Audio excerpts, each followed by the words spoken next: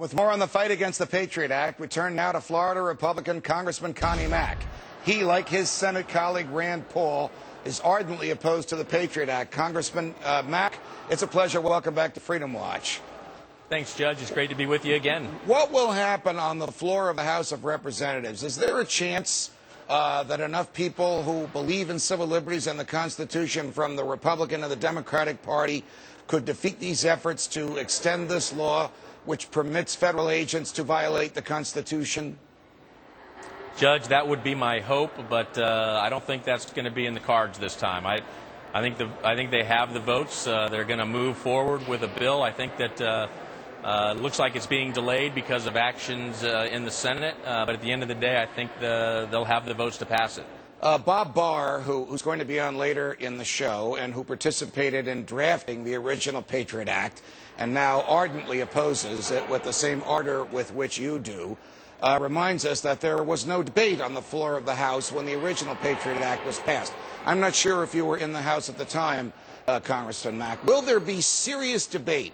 Will you be able to challenge the authors of this bill? Why do you want federal agents to do what British soldiers did to the colonists? Why do you want federal agents to do what communist agents did to people in Czechoslovakia and Hungary and East Germany? Why would you permit a popularly elected legislature to do to Americans what we fought wars against foreign countries for permitting their governments to do to their people? Will you get to say that? You're absolutely right, Judge, and here's the thing.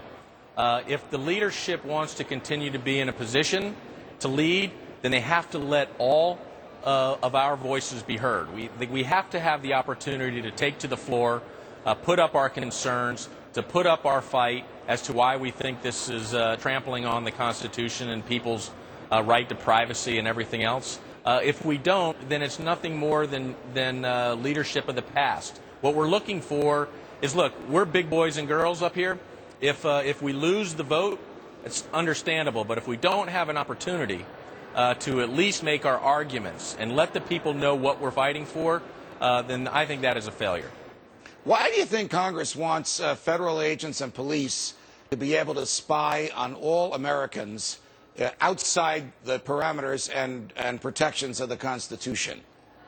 You know, I think there's something that happens up here in Washington that people feel like they have to continue to do more and more and more and continue to push laws farther than you would ever expect them to. You know, you've heard the saying, the camel knows under the tent. Every time you have a piece of legislation that's passed, that is not the end of it. That's the beginning. And from that point, they're always expanded. You never hear, frankly, about Congress trying to move these things back. And so it's disconcerting to me. It concerns me greatly. I will tell you, Judge, I'm now the chair of the RSC's Repeal Task Force, and part of the task force, what we're trying to do with the task force is to try to repeal these things instead of continuing to grow the size and scope of government. All right, before I let you go, the Paul Ryan budget, which was adopted by the House of Representatives, what do you think is going to happen over on the Senate side, which is controlled by the Democrats? Let me tell you what's going to happen. The Democrats are not going to pass a budget. And the reason is because they want to spend more and tax more. They don't believe that the debt's a problem. They don't believe the deficits are a problem. They want to see government grow.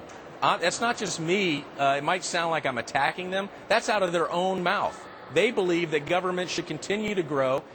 Government programs should continue to grow. They won't pass a bill out of the Senate because they know that the American people don't want that. So they don't want to lose any more of the Democrat senators. Right. So that's why they're not going to pass a bill. Congressman Connie Mack, thanks for joining us.